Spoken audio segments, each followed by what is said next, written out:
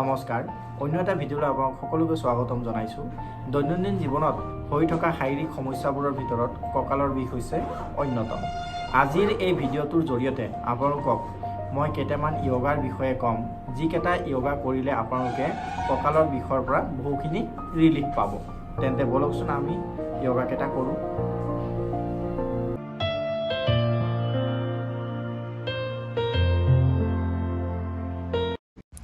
প্ৰথমটো আসন হৈছে আপোনাৰ বজ্ৰাসন বজ্ৰাসন কৰিবলৈ হ'লে আপুনি প্ৰথমতে ৰাইট লেগখন ফোল্ড কৰিব লাগিব fold your right leg slowly তাৰপিছত আপোনাৰ লেফ্ট লেগখন ফোল্ড কৰিব লাগিব slowly fold your left leg and then both the hands on your knee দুইখন হাত আপোনাৰ নিত থ'ব লাগিব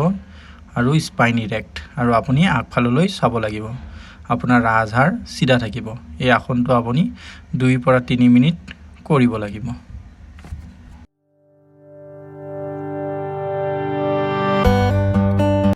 নেক্সট হৈছে আপোনাৰ শশাংকাসন শশাংকাসনৰ কাৰণে প্ৰথমতে বজ্ৰাসনলৈ আহিব লাগিব দুইখন হাত ওপৰলৈ আৰু তাৰপিছত লাহে লাহে আপুনি আগফাললৈ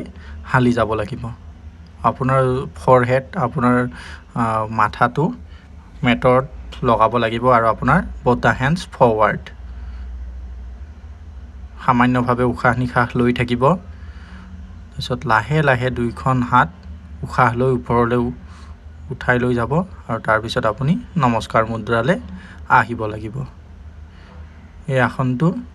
3 পৰা 5 বাৰ আপুনি কৰিব লাগিব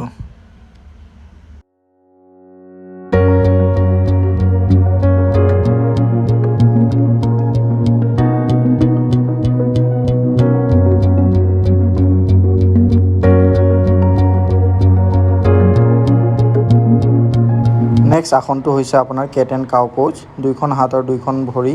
সমান্তৰালভাৱে খুলি ল'ব লাগিব আপুনি উশাহ এৰি পেলাই আপুনি মূৰটো তললৈ লৈ যাব লাগিব আৰু পিঠিখন ওপৰলৈ মানে পিঠিখনৰ এটা আৰ্ক বনাব লাগিব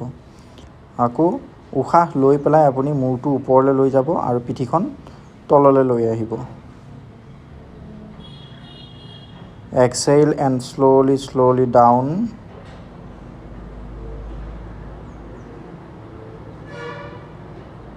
Inhale and slowly up.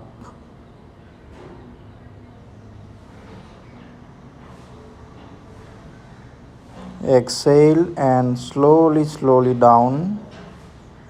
Hold the position. Inhale and slowly up. এই আসনটো আপুনি 10 পৰা 15 বাৰ কৰিব লাগিব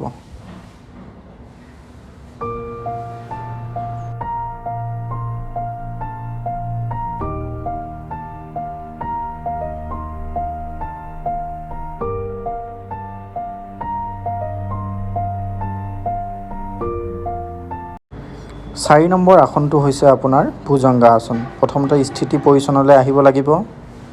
তাৰপিছত দুইখন হাত আপোনাৰ ফোল্ড কৰিব লাগিব দুইখন হাত আপোনাৰ শোল্ডাৰ লেভেললৈ লৈ আহিব লাগিব তাৰপিছত উশাহ লৈ পেলাই আপুনি লাহে লাহে ওপৰলৈ উঠিব লাগিব